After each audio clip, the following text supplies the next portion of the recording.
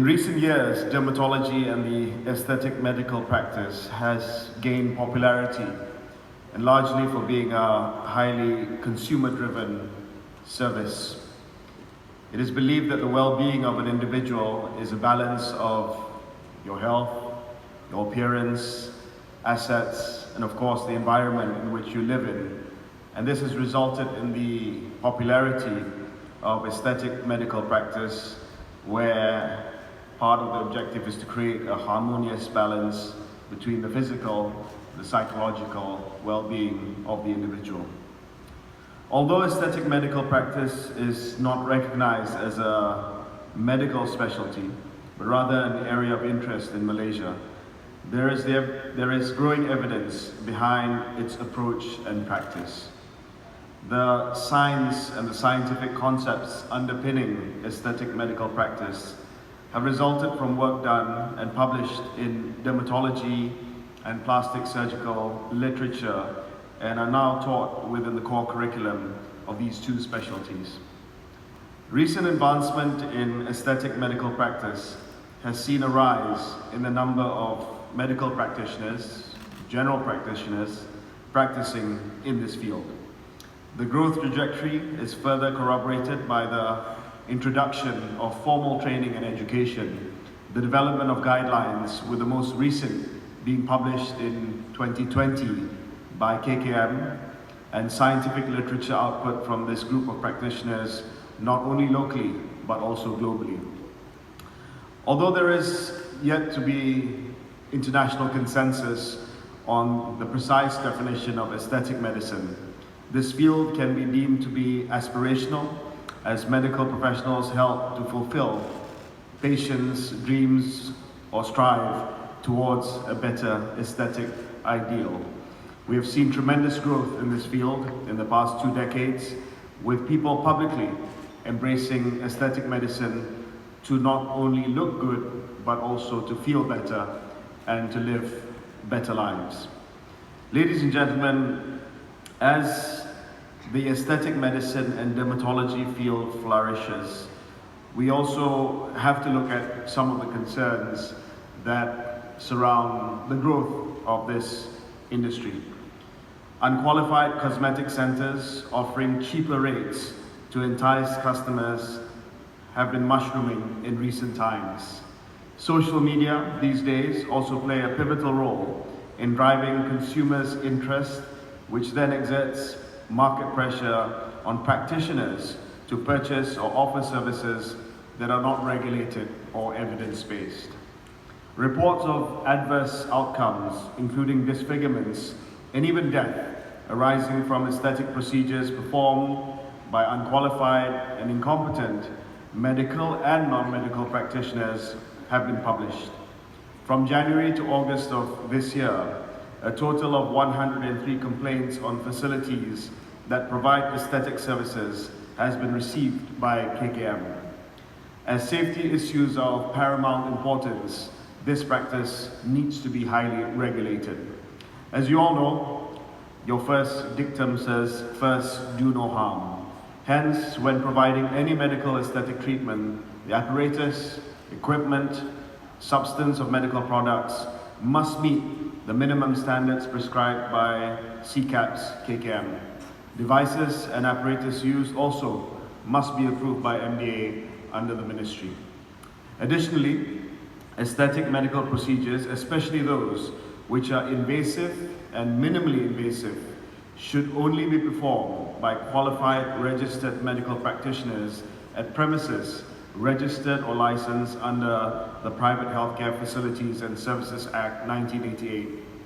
The National Registry of RMP practicing aesthetic medical practice is of course available on our KKM portal, and currently we have 478 registered medical practitioners with letters of credentialing and privileging. The ministry continues to want to encourage your particular sector, especially in providing services which customers increasingly demand for, and for placing Malaysia on the map of medical tourism in the field of dermatology and aesthetic medicine. But we have to be able to fulfill this objective by ensuring patient safety and the safety within this industry. The government has initiated steps to better regulate the lucrative but poorly monitored beauty industry, which has indirectly caused the number of fake medical practitioners to increase. Both my ministry and the Ministry for Domestic Trade, KPD and HEP, have been engaged with stakeholders to gain better clarity, to develop regulations that will safeguard the public, but also allow for the growth of this industry.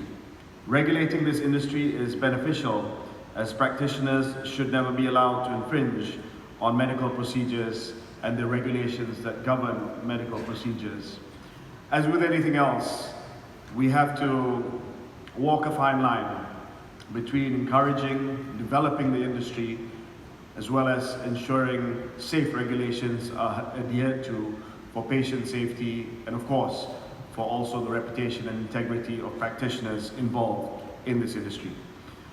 Ladies and gentlemen, Malaysia's strength as a leading healthcare travel destination in the region has strengthened over the last 10 years, with accolades, recognition, and returning patients exemplifying our success. We seek to further fortify and strengthen our position by empowering growth through consolidated healthcare programs and a healthcare system. Within KKM, we have the Malaysia Healthcare Travel Council, or MHTC, which is responsible as a one-stop shop for encouraging medical tourism in Malaysia. The growth of technology, but also expertise in your field of dermatology and aesthetics, it will immensely contribute to making Malaysia one of the top destinations for medical tourism. Medical tourism has been a crucial sector for sustainable economic growth and development, foreign currency earning over the years. And the activities of medical tourism have increased and attracted the attention of healthcare consumers, facilitators, and providers from various disciplines across the region and the continent.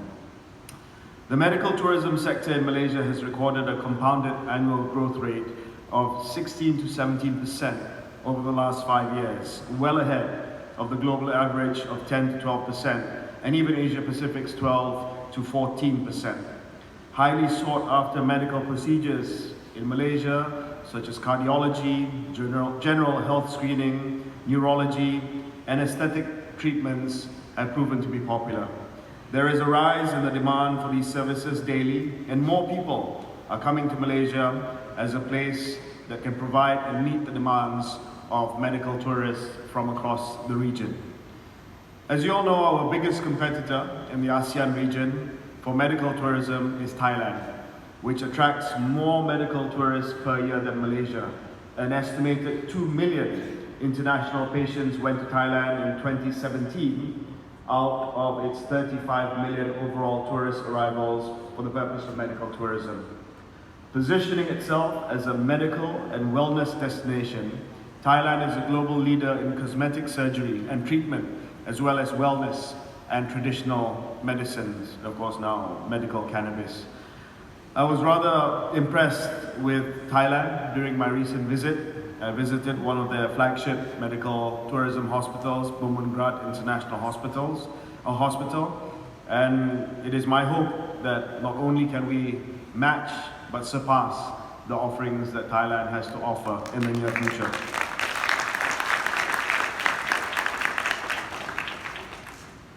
Although the pandemic affected medical tourism almost devastatingly over the last 2 years, we target to rebound with a 1.7 billion ringgit revenue in 2025 from our country's medical tourism sector through initiatives planned out under the Malaysian Healthcare Travel Blueprint 2021 to 2025. The blueprint focuses on making Malaysia a key competitor in the global healthcare tourism sector by focusing on 3 strategic pillars. 1, a healthcare travel ecosystem, basically a single window into various services that can be offered here in Malaysia and making the experience as smooth and as comfortable as possible. A Malaysian travel brand by promoting Malaysia as a destination for safe, effective, efficient, and also world-class medical care, and also by developing markets. Traditionally, our biggest markets for health tourism, China, Indonesia, and now we're expanding beyond these traditional markets by looking at other countries where we can aggressively brand the Malaysian health tourism brand and attract people to Malaysia. All of this, I believe the aesthetics community can contribute to. I believe through the knowledge sharing that you have conference today, by focusing on not just the latest services that you can provide, but also most crucially, safety and efficacy for patients, we are able to position Malaysia as the preferred destination for effective and safe aesthetic treatment.